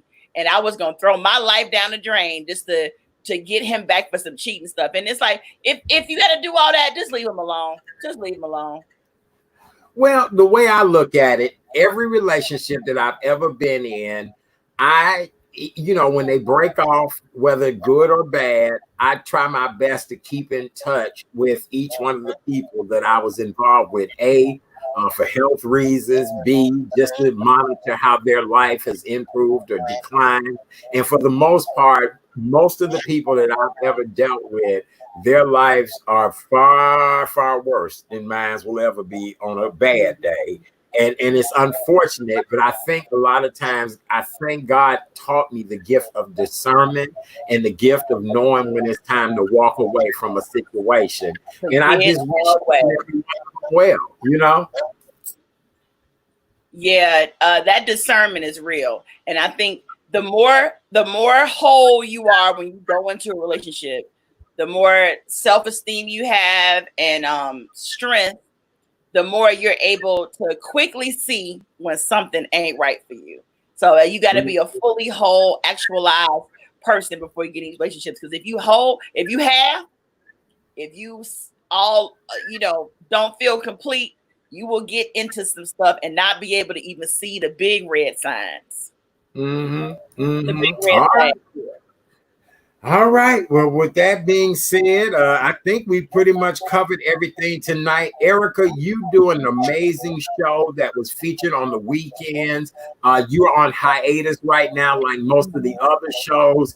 I'm the one continuously still working because I'm trying to build this brand bigger and better. Yes. And believe it or not, people are knocking on my door to be a guest on this show. But tell everybody how they can continue to connect, find you, follow, and do all that great stuff. Because we do want to support you. We love you. Oh, thank you so much, Art. Everybody, my show is called Nightcap with Erica. I took the month of July off because I got some other projects going on. But I also wanted to revamp my show and do some things differently. You can go to nightcapwitherica.com. Go to the website. You can see past episodes. You can get the links to my YouTube channel and my Instagram and everything. And my show is coming back first week of August. And then in the fall, it'll be back on the weekend. So, and my show is wild. It's a party. It's sexy and nasty. It's crazy. It's everything. And I think if you tune in, you'll have a good time. So just go to my website, nightcapwitherica.com. And everybody has loved our conversation tonight, Erica. They thought it was a great conversation. Yes, it is a great, great conversation. I love you, Erica. We need to tell people how you and I met many years ago. Yes. Art was stripping. I was his intern at the strip club. He named me Miss Pound Cakes. But no, we were working. Art was working for a very illustrious, well-known Black organization. And which you really need to write a book about that. I'm gonna write a book about the fact that I've worked with several of them. You get what I'm saying? And listen, and then the same way they wrote that novel, kind of, who didn't Star Jones write a novel kind of based on her life working at a show like The View, and then they turned it into a series. The stories that you have to tell about some of the Black entities, especially that you've worked for in Chicago, baby, that would be a juicy fiction book. I'm gonna hold you. You need to write that. That would be a bestseller. But I met Art because I was in undergrad at the time at Columbia College. I wanted an internship to work in media. At the time, Art was the director of communications, I believe. I don't remember what your title was, but I asked to. They offered me the internship, and I took it. And we hit it off, and we had a ball. And we would sit up in that Art's office and get to keep keying and talking. And Art was my first real mentor that I had in Chicago that worked for a Black media entity to really put me up on game. And all the things he told me still ring true. You know what, Erica? And that's what I appreciate about you more than anything. Anything that you and I talked about then we've continuously watched that foolishness over the years and watched other people fall into that foolishness or put that type of stuff out there. And I think it's really damaging to our own people. I think we need to be better at be better shepherds at doing business with our own people, you know? Yeah, absolutely. And we also, people like you and I and others that are creatives, that are artists, that do our thing, need to know also when it's time to pack up and go. We, all of us though, I think no matter who you are, we work for people, we work for these businesses, and they don't necessarily pour into you as much as you pour into them. We give them all our creativity, all our resources, all of our mental real estate and intellectual property for them to go on and make millions and them to pay us pennies, if they pay at all. Because some of these Black media enterprises, especially here in Chicago, are very good for running off with a bitch's check. So it is what it is.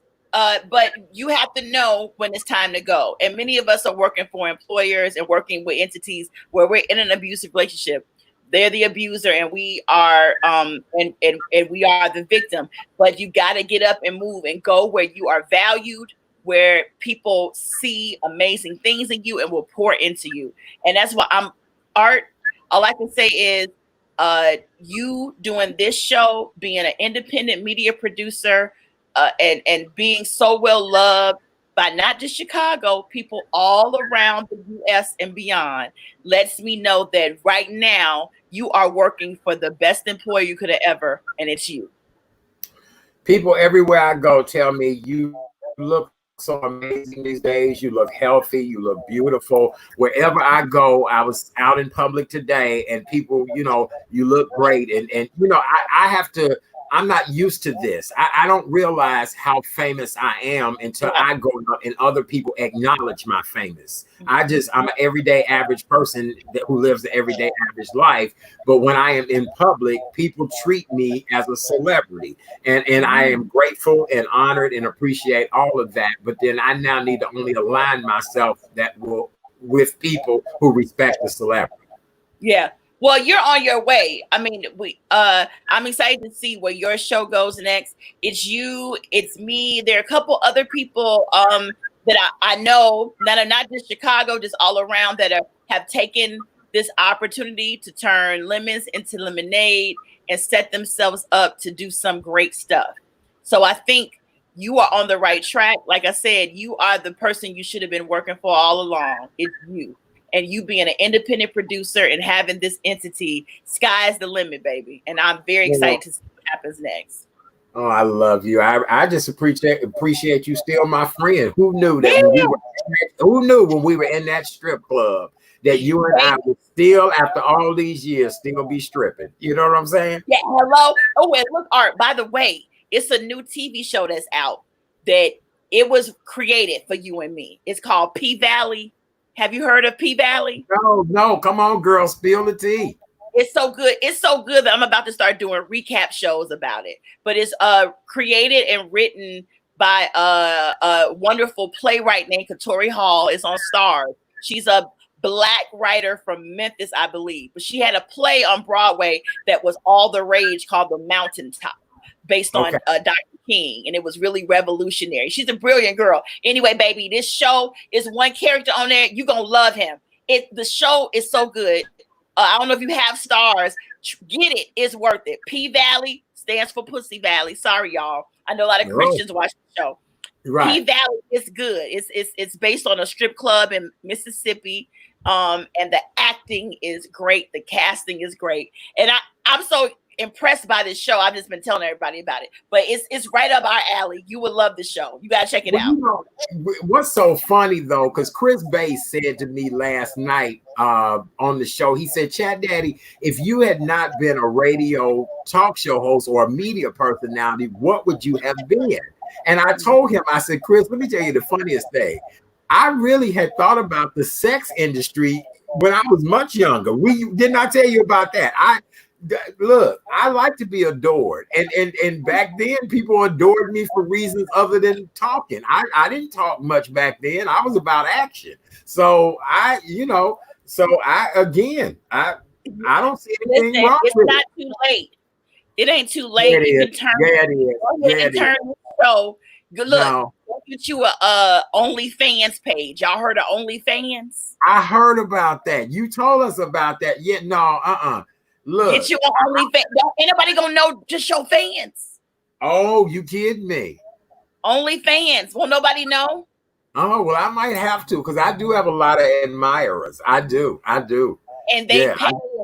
I'm thinking. Listen, we'll talk about it. But and I'm being Okay. All clear. right. No matter who you are, we all got fans, and that'll be willing to spend for your time. And since we can't date and go out, they might as well drop something on your Cash Apps. You can enjoy your solitude during the quarantine. Debbie said we nasty.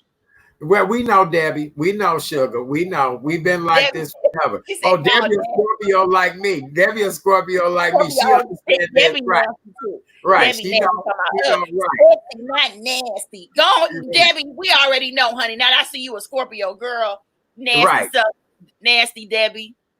So one of my informants sent me a message saying that Kanye West is worth 1.3 billion. So he's worth more than the wife. Billionaire. I did hear that. Wow. I didn't know he was. I didn't know his worth was that high. Yeah, they've been saying that billionaire Kanye West, and I didn't know all the information. But listen, they could both just take their money and split and go. If I was them, I wouldn't even get into the pettiness of, oh, I bought the couch. Well, I bought that white pantsuit in the club. Like, just let it go. Split y'all money. Take what you can't, take what's yours, and you take what's yours, and y'all go about y'all business. No matter what, Kanye is gonna have to get help and get on his meds. Mm-hmm. Yeah, absolutely. Watika said that Kanye is a fool with money. Well, now that I found out he got billions, honey, send him on over here. I help him out. I'll nurse him back to good health. Yep, I'm sure you would. He'd be writing a whole different album when I get through. When I get through with Kanye, he gonna be like,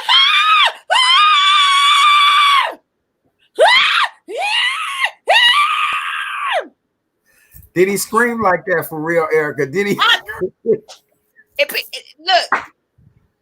I'm not that creative to make up that much of a lie. Oh, I tell people, right. Who thinks of that? Right. Oh, I was having sex with a guy, he starts screaming. No, it scared the shit out of me. Right. Because he was behind me. So I'm looking like, well, what the fuck? I'm thinking a mouse or something ran through my apartment. This is in Brooklyn. I ain't lying. I'll make him scream, baby. You know what? I'm thinking that maybe one night me and you will have to do a whole conversation on erotic things that we've had to happen. Because I've been there, done that. Been there, done that. Yeah. Again. I know you have them screaming. I know you have. Absolutely. Some interesting scenarios. Some like, listen, you got an awfully strong personality to be with that little situation you got going on down there. Your personality is really strong, but everything else is lacking. It's not. And many times, them small shooters be the ones with the big personalities. Because, hey, look, if you confident in what you got and what you have, you chill. That's why I don't like the dude that's the loud guy, got to be the center of attention and cracking the jokes the loudest and doing everything the loudest, because you're going to be disappointed when you get with him. It's that quiet dude over in the corner, minding his business, that don't say nothing. Baby, he'll have you screaming. Yep. Give me nerdy and goofy. Give me nerdy and goofy. Give me nerdy and goofy. I like it. You look, I want you drooling and dribbling just a little bit when we having sex because you're so dazed and confused. Yeah, that.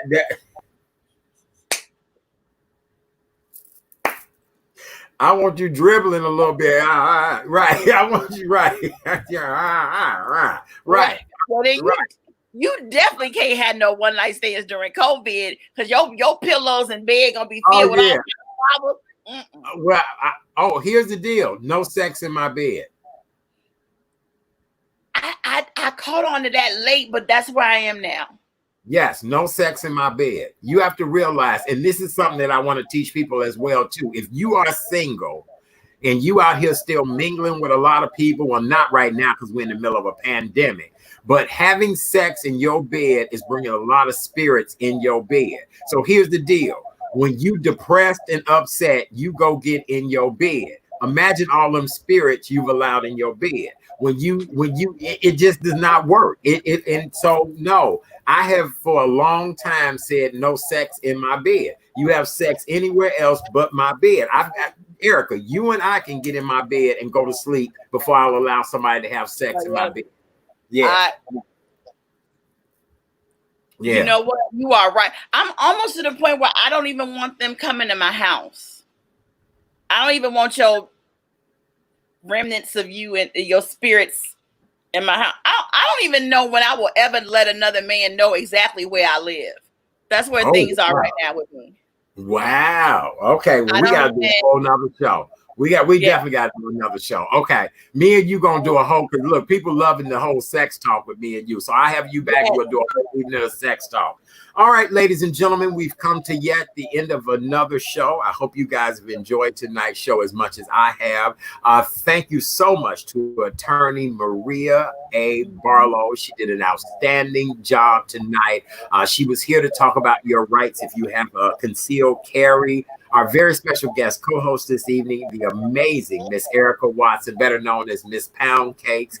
Erica did a great job on Windy City Live earlier today, and right after that, she came to do my show tonight. So it's an honor and a pleasure to have Erica every time she is available.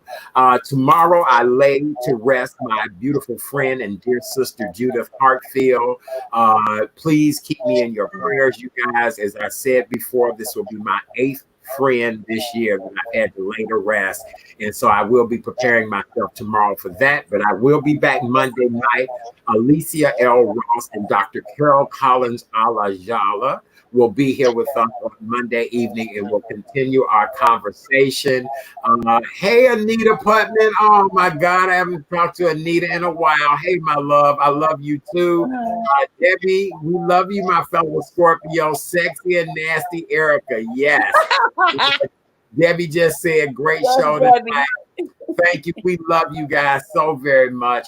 Don't forget to visit therealchatdaddy.com, therealchatdaddy.com. Do me a favor, go over to YouTube, subscribe to The Real Chat Daddy Show. You can do it on Facebook as well, too. And I'm looking for guests for our August show. So if any of you all are book authors, a great chef, bartender, maybe you might be an organizer, whatever the case may be, we're thinking back to school, whether it's in school or virtual. We're also thinking about health-related issues for the month of August. So hit me up. We'd love to have you guys as a guest on the show. And we're getting a lot of great comment. People saying they loving this tonight, Erica. Oh, yes. Oh, thank you guys so much. I appreciate you guys. Really, the most beautiful audience ever. And this show is growing. It really, really is. All right. Well, on behalf of the fabulous Miss Erica Watson, better known as Miss Pound Cakes, did your food delivery ever come, Boo Boo? Did they ever deliver your food? I got it. I went to the door and got it. Oh, good. Okay, baby. All right. Well, have a great night. God bless you all. Have a wonderful weekend. Thank you, Erica. I love you. And good night. Out of here. All right. Hold on. Let's end.